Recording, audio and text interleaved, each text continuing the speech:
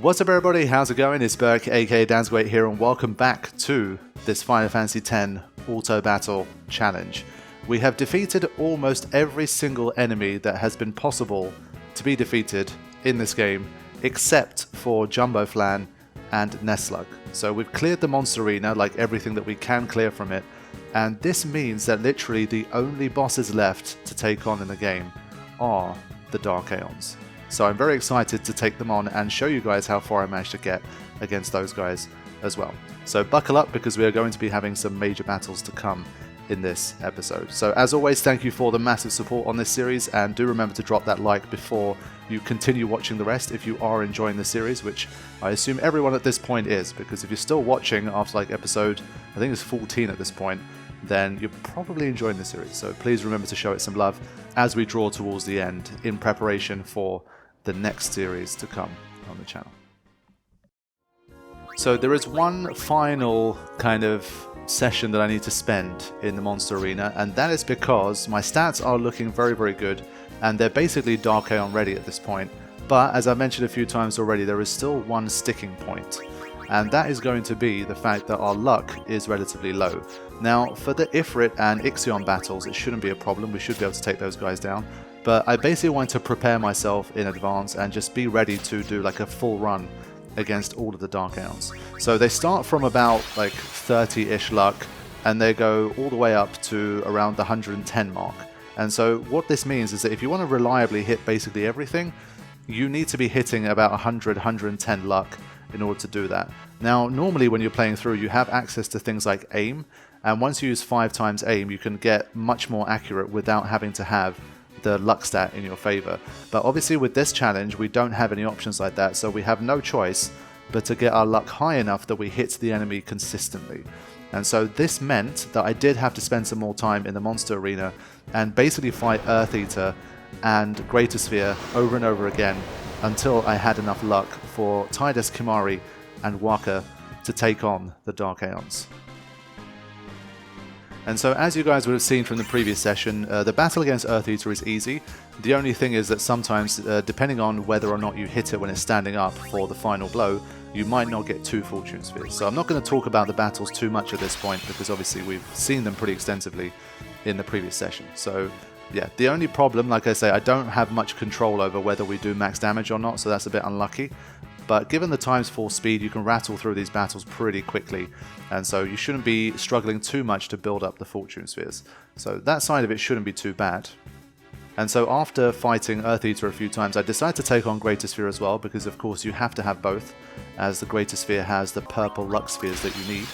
And last time I managed to beat it by the skin of my teeth, so I wanted to give it another go, especially after getting a little bit more luck as well, just to see if like how lucky or unlucky was that win that I got against it previously. If I really struggled again and I barely made it or I lost, then it seemed like I still had to make some modifications potentially, because if you want to farm this guy, just relying on the odd lucky win here and there is not really a good strategy.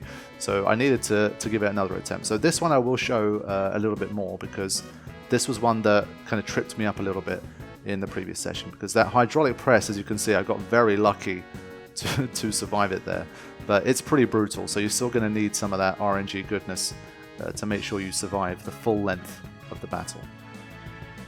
But this was basically the first attempt that I had after beating it in the last session, like barely, with just Wakka standing. And so I had to see if I was going to be able to recreate it, or whether I was going to get taken out by hydraulic press before I could win. But thankfully with that 255 strength, and well, my luck is starting to rise pretty rapidly because I've already started to cash in a few of those extra Fortune Spheres. Especially Tidus is starting to land more critical hits now, and you saw this. So I immediately managed to win on the next attempt, and I did max damage thanks to a critical as well. So these guys having low luck in that sense is nice to me, because if you do start working on luck, you're going to land criticals against these guys very quickly. And so that was a nice win to get. But then, on the very next attempt, I was thinking to myself, well, okay, I beat it relatively easily last time. I should be able to just keep repeating this battle and get rolling. And maybe within like half an hour or so, I should get everything I need. But then that hydraulic press came in, and I died pretty quickly afterwards. So it kind of seemed to me like I needed to make an adjustment here. This just wasn't reliable enough as a way to farm this guy. So what I decided was that I did need some more Auto Phoenix. So Waka kind of being left standing by himself there, and not having Auto Phoenix was going to be obviously a problem. So I was looking at my options here, and I decided to basically farm for some more Mega Phoenixes. I figured that's probably still the best way to do it here, because the Auto Protect does help a lot against Hydraulic Press because it literally halves the damage. And so I thought if I have Auto Protect and I have Auto Phoenix, then it should be relatively simple to defeat this thing. And so I tried like one more time with this like non-Auto Phoenix plus Auto Protect setup, and like I say, it just wasn't working consistently enough for me to farm this thing. So I took a detour. I went to Zanakan this time actually, because it's the Machina and Zanakan that have a decent enough chance of giving you Mega Phoenixes as a rare drop. And well, I figured they also give you AP, a decent amount of AP still, even though we're basically at the maximum cap. You can still get a decent amount there, so I figured I might as well hang out there and get some more AP and also farm enough Mega Phoenixes to get myself one more Auto Phoenix, and that should make my luck farming a lot easier. So I had to invest a little bit of time, but I figured in the long run I'd definitely save more time if I had Auto Phoenix with Waka as well. And so once again, thanks to the ×4 speed, in relatively little time, I would say maybe like 20 minutes or something, I was able to get all of the Mega Phoenixes I needed, and then I was able to customize some more. So you can see that game clock has gone up to 32 hours now. I got to the end of the game pretty rapidly. I think it was like 16 hours or something with the cutscene skipping. And now, of course, it's basically taken the same amount of time it took me to complete the whole game to get to this particular stage. So it's interesting. I mean, it's still this many hours. I mean, a lot of people don't even beat any Dark Aeons like well before like 40, 50, 60, 70, even more hours potentially, depending on what you're doing and how you're playing the game. So it's definitely still, it goes down as a pretty quick run, but obviously the two biggest reasons are the ×4 speed and the cutscene skipping, not because everything was just incredibly efficient or anything like that. So now let's take a look at things once more. Again, before I make any major kind of modifications to things, I always make sure I throw a save in case I regret my decision, because farming stuff is difficult, and I've resisted generally just going into Final Fantasy X editor and just like hacking in things. So I'd rather not have to refarm stuff if I made a mistake. And so now we're going to prepare another armor here. We have the Auto Arm Guard that we are going to add Auto Phoenix to, and so that's already a pretty beefy armor. It's unfortunate that it's not, status effect protection on it is not obviously great. It does protect against death, but against the Dark Aeons, depending on which one you're fighting, it may or may not be useful. But against Greater Sphere, it should definitely help me here. So let's fight it one more time, and hopefully this should really increase the percentage in which I win. So I won 50% of the time previously, and the 2 times I lost was because Waka didn't have Auto Phoenix. So I'm assuming now we should pretty much be like almost unstoppable against Greater Sphere, which is what we need, because I was planning to get everybody's luck to around the 100-110 mark, because I figured especially against the likes of Dark Yojimbo and Dark Bahamut, I really needed that high luck, otherwise I was going to struggle quite a lot. And well, the Dark Magus Sisters if I get that far. So yeah, I decided that that was the kind of ballpark that I wanted.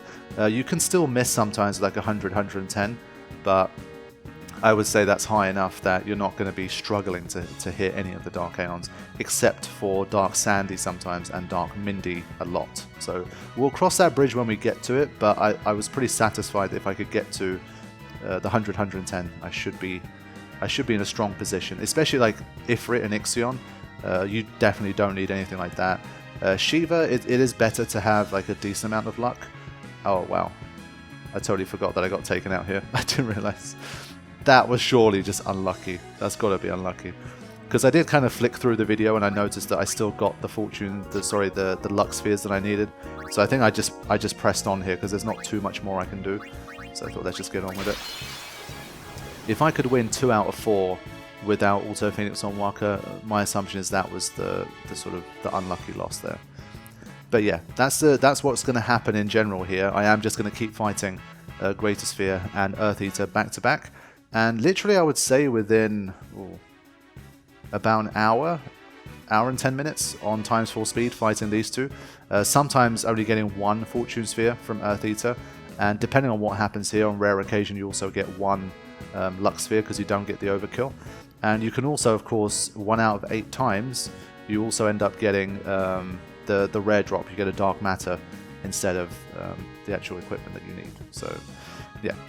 As you can see, Waka, when he's the only one alive, as we have continued to see, due to a bit of a sort of mechanical quirk, he only revives 1 character. And so I was getting really unlucky here. This just felt to me like dying twice in a row against this guy when you're literally in a stronger position. That just felt very weird to me. I was like, come on man, this can't be happening.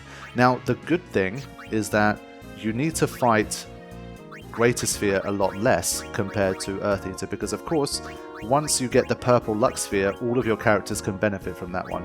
But the brutal side of luck maxing is that you only get 2 red Fortune Spheres from Earth Eater every time you beat it. So let's say, for example, you're a completionist and you want to have 255 luck for all of your characters. That's how you roll, and you just want all of those stats even though it's not necessary. Well, think about it. You're going to have to, for every 1 purple sphere that you get, you're going to have to get 7 Fortune Spheres. So you have to beat Earth Eater 4 times for every 1 time you beat Greater Sphere. So in that sense, it's going to be annoying. But for this particular challenge, it wasn't as bad for me because I only needed to get 3 characters there for now. I mean, Aura might be needed later on. But for now, I only needed 3 characters to up their luck. And so, thankfully, I didn't need to defeat Greater Sphere that many times. But watching back now, I guess what I decided to do was really just make sure that I was in a tanky enough position here. So I decided to stop relying on RNG and luck as much. I really thought that with the Auto Phoenix, Greater Sphere would become basically like a 80-90% win every time I fought it. But clearly that wasn't the case. And so after I lost twice in a row, I thought, okay, I've got to do a bit more here. I can't just rely on, like, you know, winning 10%, 20%, 30% of the time.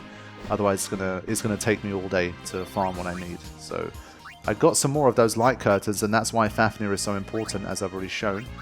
And with that, I decided to customize something for Kimari as well. He already had an Auto Phoenix, so I just added an Auto Protect to that one. So the good thing about fighting Greater Sphere, of course, is the fact that you can get Auto Phoenix armors as a drop from it. So that's also an important factor. And there are some challenges, like no sphere grid, no customized type challenges, where you can literally beat Greater Sphere. And one of the ways in which that's necessary, and it's actually a pretty important battle because it's how you get the Auto Phoenix that you need to take on something like Brass's Final Aeon. So Greater Sphere historically in the world of Final Fantasy challenges has been an important player because it gives you the purple Luck Spheres, and also it is a rare source of Auto Phoenix armor. It's pretty much the only source of Auto Phoenix armor in the game. So yeah, I came in even stronger this time. So I literally had Auto Protect and Auto Phoenix on 2 of my characters, and I figured this time, surely, after this much adjustment and improvement, there's no way that Greater Sphere can beat me consistently now. So I will show you one final time in which I won here, and then you'll get the point, and we will skip ahead to what my stats looked like before I was ready to start taking on the Dark Aeons. And so zooming ahead a little bit here, it became clear that this was basically, as expected this time around, it was enough to help deal with them. So it did nearly take me out still. I mean, it's still not a guaranteed win by any means, but I figured at this point I am close enough, and I don't need that many of them. I needed about, I would say, like 15 or 20 purple spheres, and so that's like, you know, 8 to 10 wins against this guy, and I figured that shouldn't be too bad. So I didn't make any further kind of improvements to my armors or anything at this point. I just started to keep taking it on until I got what I needed. And so yeah, what ensued was about, I would say, another 50 minutes or so on times 4 speed of just fighting Earth Eater and Greater Sphere over and over again to boost that luck stat. And then I was already thinking ahead to, like, what can I do against the Dark Aeons in terms of Auto Potion. So those pesky X potions were just on my mind the entire time, and I was like, there's got to be something that you can do in order to get X potions more easily other than playing Blitzball. There has to be a better way. And unfortunately, once again, I couldn't find it. I tried like little quirky things like, I don't know, doing the Chocobo sort of training stuff and seeing if you could like get some X potions doing that, but in general, like I just could not find a way to farm for X potions in this particular challenge, unfortunately. So, I mean, in hindsight, what I would have liked to have done is when I had the workers in Beaconell, not Beaconell, sorry, Luca, near the start of the game, the Machina, those guys drop X potions as a rare drop, and I could have just farmed for 99 of them. At the time, I did know this, and I did mention it during the video, but I was just like, you know what, I'm not gonna... I have no idea how far I can even go in this challenge. I'm not going to waste all that time farming for it now. But in hindsight, maybe it would have helped if I did farm the 99 there. At least for like 1 or 2 battles that I could have used them for, it might have made the difference. So, yeah, unfortunately, no, like, I mean, I still have some X potions, I might still use them, but I definitely don't have as many as I wanted to, and I don't have a way to restock them, basically, unfortunately. And so basically, by the end of all of this, it was like a 2-hour, 20-minute recording session with the main intention of just boosting my luck stat. I went from having something like 38 or 40 luck for Tidus, 28 for Waka, and I think base for Kimari, something like that. I ended the session with 112 luck for Tidus, 106 for Kimari, and 111 for Waka. So that was the general number that I wanted to hit, and I thought with that, I am now finally ready to try and take on some Dark Aeons and see how we do against them.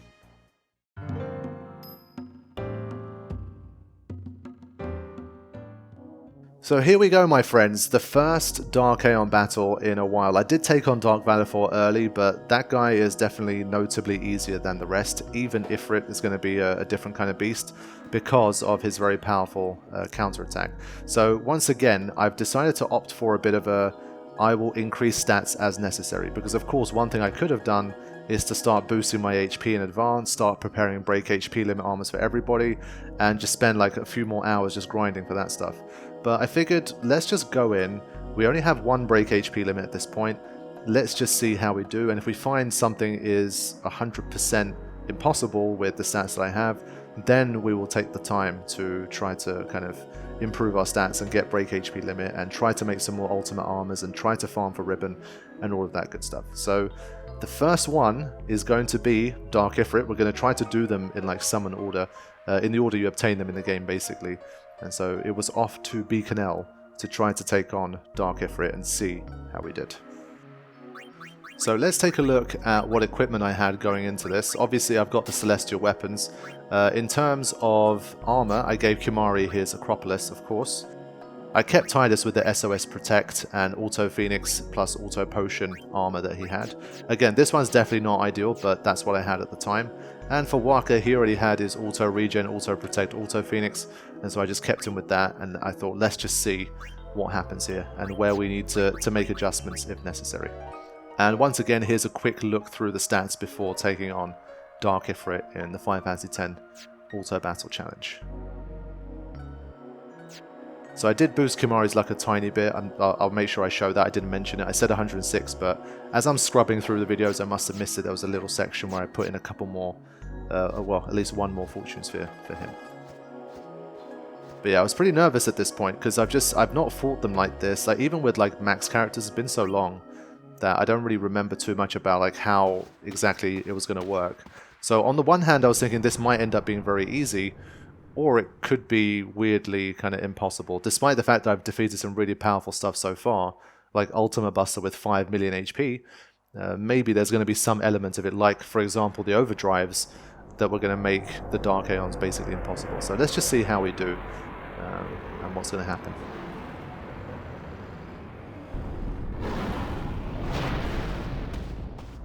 Yeah, I made sure I healed up Kimari before the battle. I forgot I put his break HP limit on afterwards. So I quickly remembered to make sure I did that. So it was looking like a similar kind of situation to Dark Valifor. Like heading in, I was thinking mostly about the overdrive. Obviously the counterattack only hits 1 person at a time, but the overdrive is going to hit everybody, and there's no way I can auto life, and there's no way I can summon in between. So I have to either tank it, which I can't based on my stats, or I need to make sure I do all of the damage before Dark Ifrit uses the overdrive. So that was the kind of conundrum we were facing at the moment.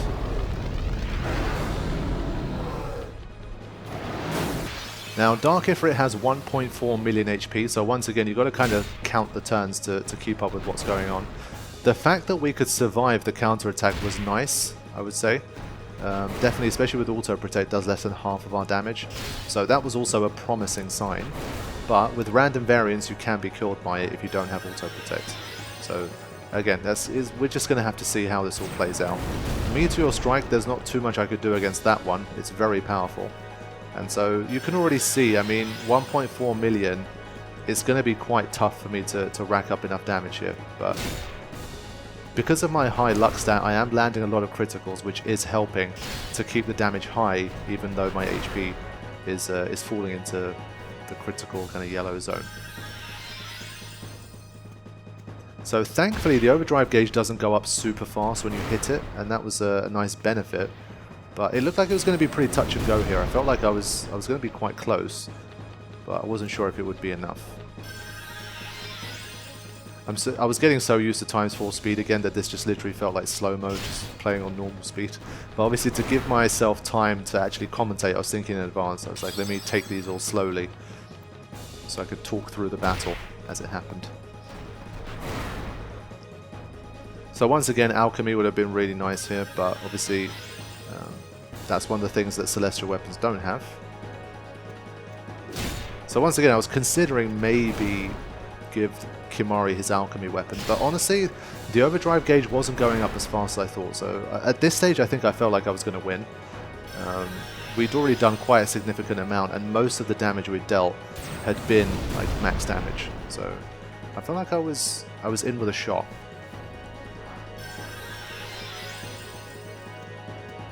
I hadn't been counting at this point, and I'm still not counting even watching it back. It's too like, I have to really focus on just doing that in order to not lose count. But let's see if it's going to be enough. I mean, we did land a lot of hits. It did feel very close. And well, thankfully, because of the luck, we don't have any problems with like missing Ifrit or anything like that. And so you know, like when you're attacking Ifrit, you know you're going to hit. So that's also important. But unfortunately, the timing was pretty bad here. So we pushed it to the overdrive, and yeah, now we're going to die, obviously, when the overdrive happens. So yeah, it was very close. It was kind of the same as Valifor. It felt like the same thing. I think the overdrive gauge goes up either twice as slowly or maybe a bit more slowly, but we have more agility this time. So whatever the reasons may be, we found ourselves in like that annoying kind of synchronization where if we managed to sort of get it to 95% overdrive or 90%, then Ifrit used its move, and then we got the 3 moves before the overdrive actually happened, then we would have taken it out, I think. But unfortunately, with this particular kind of timing, it didn't go right. Now, again, same as Dark Valifor, I was thinking, is there some kind of configuration of ICV values, so initial counter values, where the game calculates which tick each character is going to start on if you don't have First Strike? I was thinking maybe I can get some kind of favorable ICV distribution where I can just get in that one more extra move, or it's going to kind of shift around the CTB just enough for me to catch that timing that I want. Because with Valifor, it was a case of I just need to make sure I don't miss. But with Ifrit, it was more of a literal like CTB problem, because obviously every hit that I made ended up working. So I had to try to manipulate things more in terms of the CTB rather than just hope I got lucky with being able to actually hit the enemy. And so one of the only ways I can manipulate the CTB is by using haste. And so I gave it a shot. I gave Tidus SOS haste here in the hopes that him basically having haste in SOS HP would give him that maybe those 1 or 2 extra turns before the overdrive to get the job done. So that was my next kind of strategy here. I went for it again, and this time Tidus had SOS haste, and I hoped that that would be enough to get the job done, because as I've mentioned a few times already, auto haste is horribly difficult to get in this challenge. You'd have to basically defeat, I think it was Dark Sandy, to get auto haste, and well, yeah, there is no way to get the Chocobo wings by like beating any other enemy, and there's no enemies that drop auto haste in their armor other than Dark Sandy. So yeah, if I did need auto haste for a Dark Aeon, then I was kind of flat out of luck, so I had to try my best to get away with SOS haste where possible. So let's see how the next attempt went with SOS haste. So this time I will try to keep a count because I'll be able to pause as I go along. So there's one. That's 2.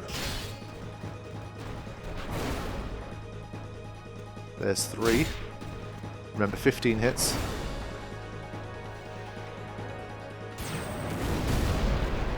Yeah, that Meteor Strike too strong. Once again, you can basically break HP limit and level up to over 20,000 to give yourself more of a chance, but that's 4. There's 5.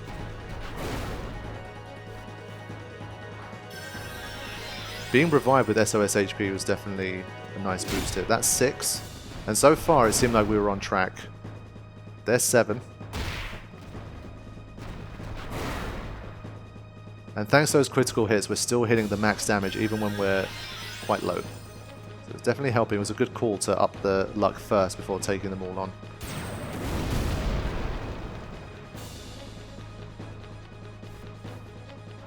So picking on Tidus there was not great.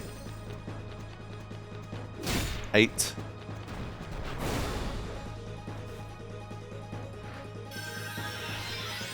So now it's looking more touch and go. 9.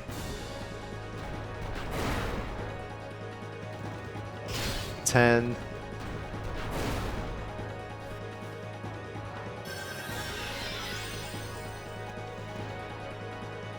'Ty's getting picked on a lot here.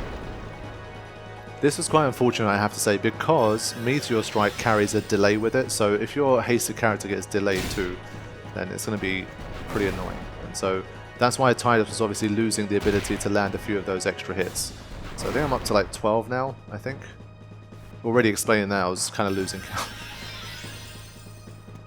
I'll probably keep an annotation here if I'm wrong. I can just annotate how many hits I got in. 13. So you can see how close it is here. I mean, it's really touch and go. And unfortunately, the 14th hit, so I've done like 1.399 million damage. It literally has like 13 HP, 14 HP left or something.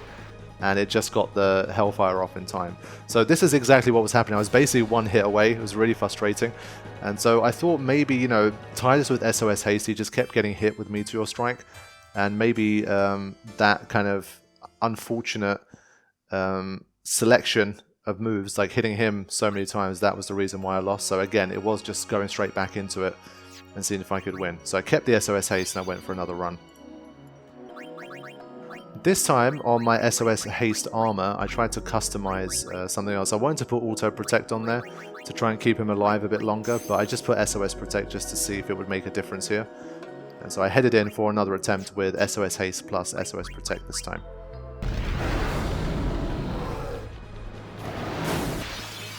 Alright, let's go. Attempt number 3 against Dark Ifrit. First attack comes in.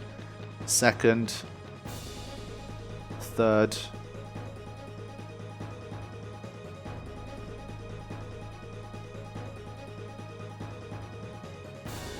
Fourth.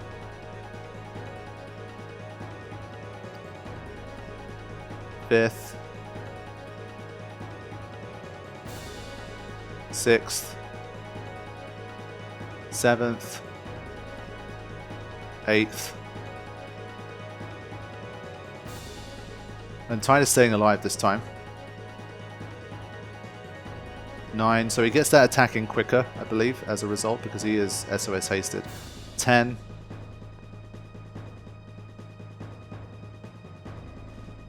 11,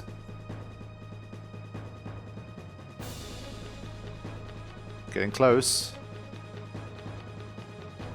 12, 13.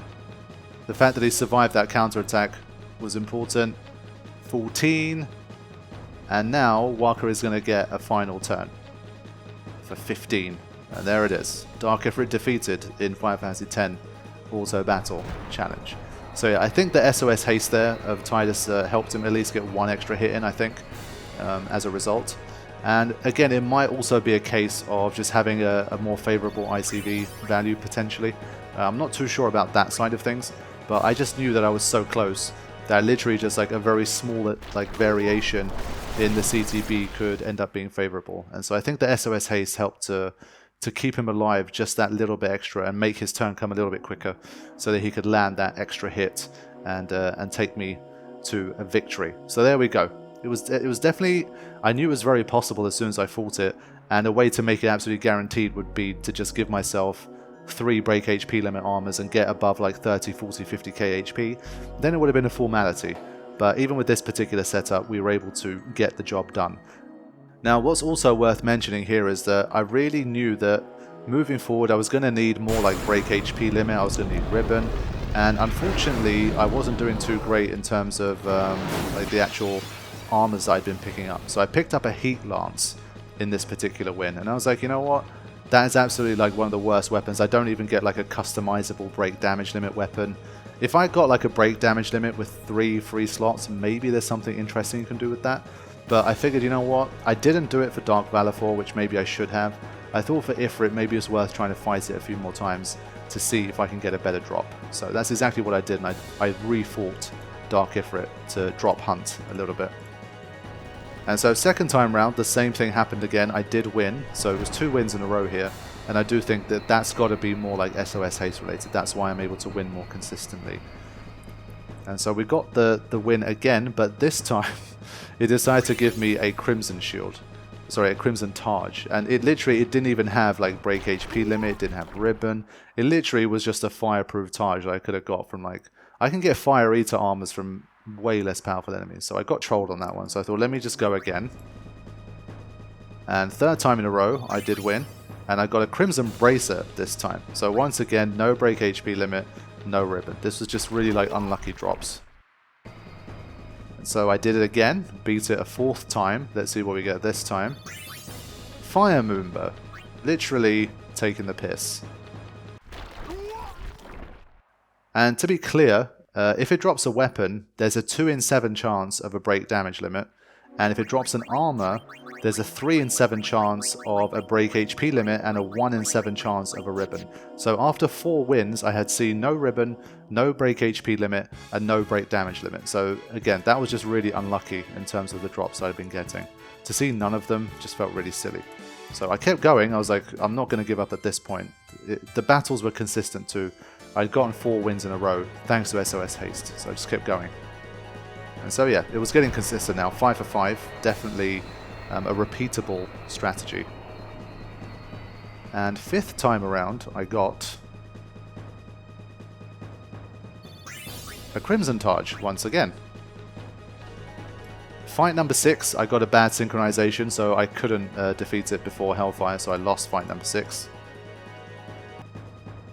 Fight number 7 I won, and I got an Atlas for Riku. So Atlas I knew was a break HP limit, but I was like, is this worth it? Like, I'm not really going to use Riku here. So I was kind of struggling to, like, it's already been 7 attempts. I don't know whether it was worth just moving on, but I wanted to have a quick look at this. I mean, this is what I wanted to get for Tidus or Waka, but Riku ended up getting it instead, so... At this stage it was getting a bit frustrating. It had been like, I'd say 20 minutes, 25 minutes of just fighting Ifrit over and over again, and I wasn't really getting what I wanted at this stage, so I was trying to stay patient. And so finally, after a whole bunch of attempts, I managed to get something called Solidity for Auron. So let's take a look at what this one is. Once again, I figured Auron might end up being a useful player, so something for Auron I didn't mind too much. And there you go, that is the absolute perfect armor for Auron and, well, for Tidus and for Waka too. So finally, I would say after like maybe 20 attempts or something, I ended up landing one of these, and that was really what I needed. And at this point, I was sad that Auron didn't have any stats. I was like, I wish I could just swap him in right now and just have him continue, because he had the perfect armor as well. But that was an important drop, and that's why it is worth drop farming the Dark Aeons if it's going to be a struggle for you to get ribbons or break HP limits otherwise. But mostly ribbon. I mean, break HP limit, you've seen with Shinryu, it's not that difficult to beat it over and over again. But ribbon, like, whichever way you slice it, there's not that many easy ways to get it. So if you can get a relatively easy win against a Dark Aeon, I would probably repeat that until you get what you want, if you don't have a full set of ribbons yet. And so with that, it was on to the Thunder Plains to fight Dark Ixion.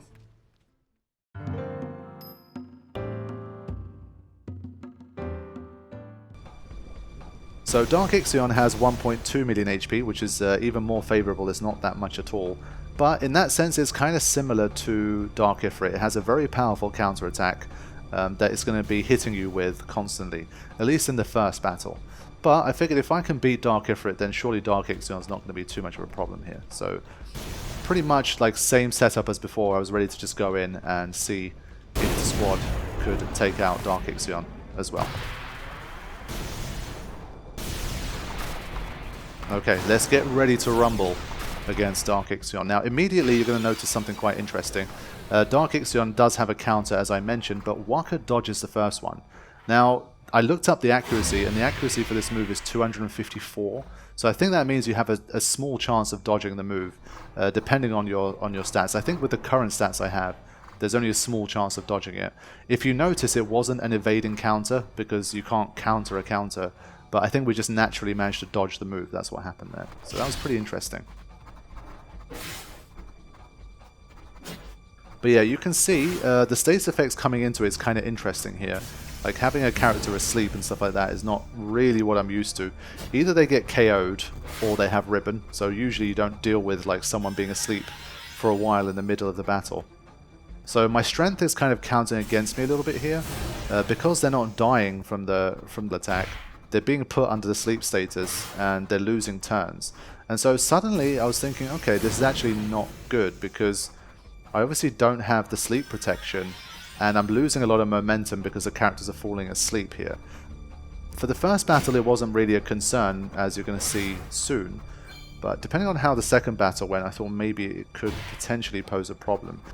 And so as you see right here, Dark Ixion got a very unconventional win against me. Like, a win like this is very weird. The fact that I'm so strong, but I'm also so lacking in, let's say, status protection, usually those two things don't happen at the same time. And so that was a very strange loss. The fact that we had two characters fall asleep at the same time, and then Kimari died, and so they couldn't revive him. Now, I felt like, again, that was a pretty weird set of circumstances. And the auto battle kind of throws you straight back in. And so instead of being able to adjust and try something different, I thought let's just go straight for it, because I kind of forgot to save after Dark Ifrit. And so if I reloaded the save, I had to continue on from before Dark Ifrit, before I got that really nice drop for Orin. And so I thought, oh shit, like, you know, I'm just going to have to keep trying this because I don't want to drop farm again for that really nice Solidity Bracer. So this wasn't ideal, and it's a reminder that you should really be saving in between all of your Dark Aeons here. And the autosave, it kind of throwing you straight into the start of the battle is a little bit odd. I thought it would have thrown you into the start of the Thunder Plains or something, but I don't know. This is how it went, and so it kind of restricted me a little bit in what I could do. So it definitely wasn't the cakewalk that I expected. I forgot about how big a problem the sleep would be in this particular situation. But thankfully Waka was woken up before Kimari got taken out here. And so I was able to deal with it, but we'll just have to see how this one goes. I don't remember exactly when I got the win here, so we nearly got unlucky again, but thankfully Waka was taken out with Thundarja instead. And he is promptly brought back, and so this time it felt like we had more of a shot. So I couldn't show it in the first encounter, but you're going to see why this one I felt was almost going to be a formality. And the reason is because once you get a full overdrive, it only uses Aerospark. And so Thor's hammer is not used in battle number 1. And so that meant that the odds of it taking me out is going to be much lower, because obviously he doesn't have an attack that hits the entire party. And so, yeah, the falling asleep and dying in the first attempt definitely surprised me. That was a bit out of left field. That's not how I thought the battle would be going. But I felt like seeing this attempt, I thought this was a bit more like it and a bit more of what I was expecting to happen. And you saw how long Tyler stayed asleep. Because he's asleep, he can't land any hits and get countered. And, well, if it's not using Thundarja on him, he just remains asleep for basically the rest of the battle. So that was definitely interesting. But this time around, it looked like I had the measure of things. All three of my characters were awake, and I'd already done a lot of damage. So it felt like a matter of time before I got it done, and it didn't take very long at all. So yeah, the first attempt surprised me. Dark Ixion did get a bit of a surprise win there, and a win style that happens pretty rarely, I think, for Dark Ixion battles. But the boys got it done, and so we were able to move on to battle number 2. Now Eternity is a nice drop because that's a ribbon as well, but unfortunately once again because I didn't have the save before, I couldn't repeat this battle for a nice equipment drop. So I definitely had to make sure I saved this time, and then with the second battle, that's the one that I could drop farm once again like Ifrit and try to get something good for the team. And so as you can see here, wisely, I decided to save after realizing my mistake after Ifrit. So I save here and then I get ready for Dark Ixion Battle 2. Now for Dark Ixion Battle 2, the main thing that was on my mind of course is that the battle is easier. The only thing that's more difficult is that when it does have a full overdrive, it will use Thor's hammer. So if you fail to kill it before that, then again, same as Dark Ifrit, you're going to be wiped out. So I had a quick look at this Eternity. Unfortunately, it has a Lightning Eater, which makes it not ideal, but at least it's another ribbon armor. I'm probably not going to end up using it, but I didn't want to, again, I didn't want to reload the pre-Ifrit save to get some more drops. So I went straight in for battle number 2 against Dark Ixion. So same HP, 1.2 million, and this time you don't have a counter attack. But look at how quickly that overdrive gauge is going up. So if we're doing 10% every time we hit it, and we need 13 hits to kill it, then yeah, we could have ourselves a bit of a problem. So let's just see how this ends up going.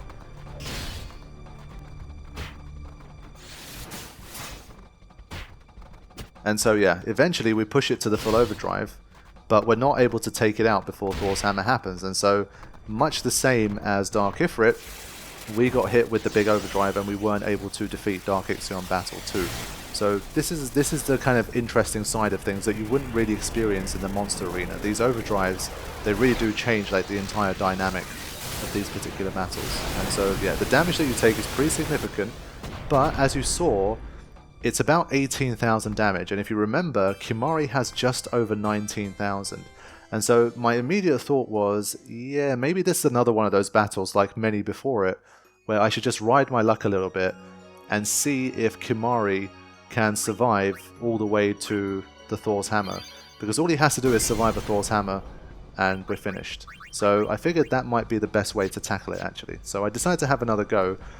Because my agility is really good, and I have SOS haste, and the overdrive comes pretty quickly, I figured the odds of getting to an overdrive with Kimahri still at full HP was actually decent, and so I wanted to give it another go and see if that would pan out.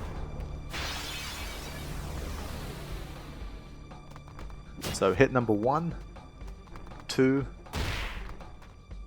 3. And I mean agility, especially when you don't have auto haste, the agilities are matched up basically. That's 5 hits by the way, evading counter. 6, 7. Yeah, so because the agilities are matched, you're basically going to get 3 turns for every one of the Dark Aeons, and that's always going to be the case. 8, 9, 10. And as you can see, Kimahri does have the full HP now, 11.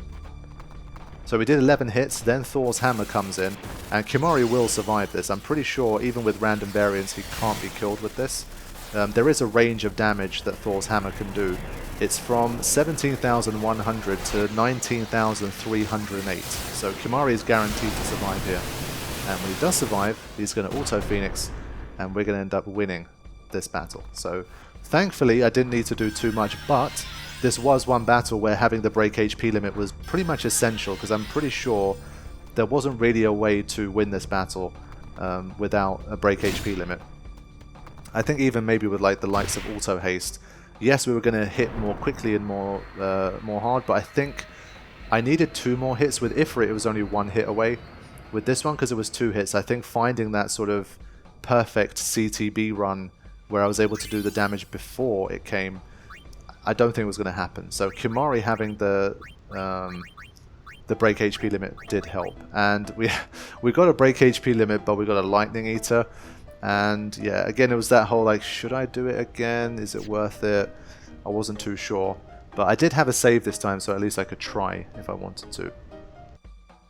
So I did decide to go for it once more, and this was interesting because I guess it's proof that I thought it was the break HP limit that was the main reason, and that without it, it was impossible. But this next attempt here proves that the CTB can like really shuffle around a lot more than you might think, depending on what happens in the battle. and even something like the initial counter value that you can have. And so, yeah, this time I managed to just defeat it without Thor's hammer even happening. So you just think, like, how?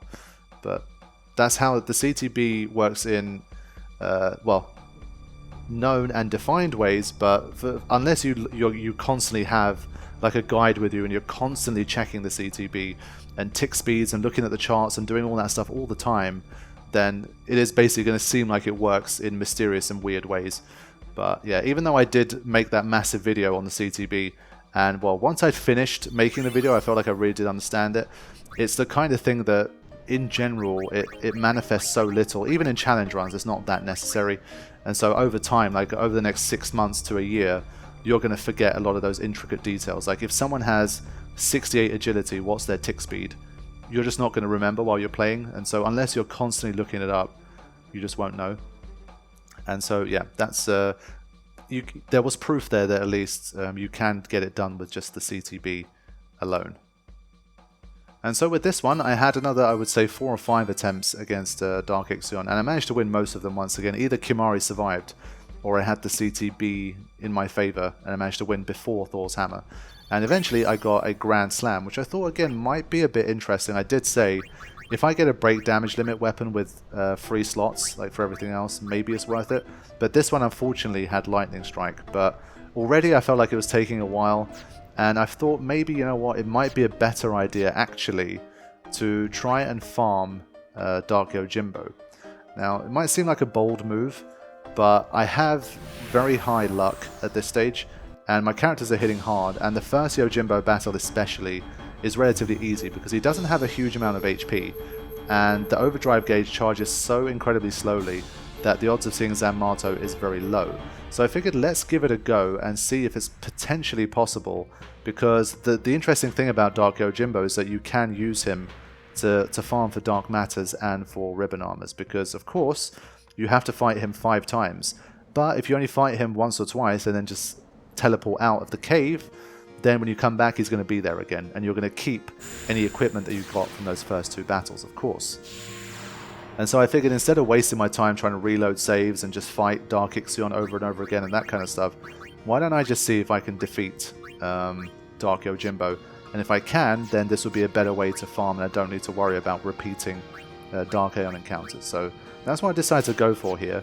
And one thing that I did know was that Daigoro causes petrification and shattering. Now, I didn't prepare as well as I should as a result. I think I took too many liberties here.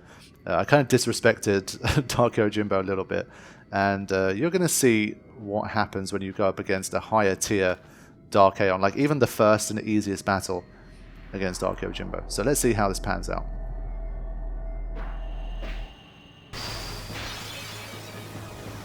Okay, so immediately comes in with a Daigoro, which petrifies Waka, because I didn't come prepared for that.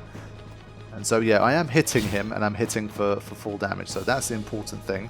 Kimari with the ribbon stays immune here, so that's nice. And you can see agility-wise, again, we're matched 1-to-1, but this move comes out, and yeah, I kind of get wrecked. So yeah, that's the problem. So 1 is the petrification, so everybody needs to have either ribbon or stoneproof for this battle, and 2, Wakizashi with quad 9 HP is not enough to survive, unfortunately. So yeah, that wasn't looking like such a great idea anymore. So I decided to go back for now and fight Dark Ixion once more. Okay, so after another couple of attempts against Dark Ixion, this time I ended up with a Genji Bracer. So Auron was the one picking up all of the good stuff, and by this stage I thought, you know what, if I do make him like a full-time party member, then he's got 2 options here. Maybe there's a battle where you don't need ribbon, but you need break HP limit. I thought this is good enough. I'm just going to leave it at this, and it'll be time to move on to Dark Shiva. And so with that, I think I'm going to wrap things up here, because what I dealt with up until this point are basically the easier Dark Aeon. So Dark Ifrit and Dark Ixion, I would say they are in the easier category, but as you've seen from that snippet from Dark Yojimbo, the real hard hitters are still to come, and some Dark Aeons that potentially are going to be too much, even for me, even with whatever stats I want to have in this particular challenge. So I am going to end this episode here, but I am almost certain now that the next episode will be the finale of this series, and you will see whether I am able to defeat Dark Shiva, Dark Yojimbo, Dark Bahamut, Dark Anima, and the Dark Mega Sisters. So it's going to be a big episode. I'm going to do a big finale. Even if it takes like 2 hours, I think I'm just going to keep it as one big episode. And then I will be wrapping up this series and moving on to other content. So thank you all for watching so far. You can, of course, get a preview of the finale episode. It is going to be a big one. So if you want to really see like the absolute finale and see how far I got, what the final checklist was for things I couldn't defeat, you definitely don't want to miss that one. So thank you all for your support. I will see you soon with the finale of the Final Fantasy X Auto Battle Challenge. Thanks for watching. Take care.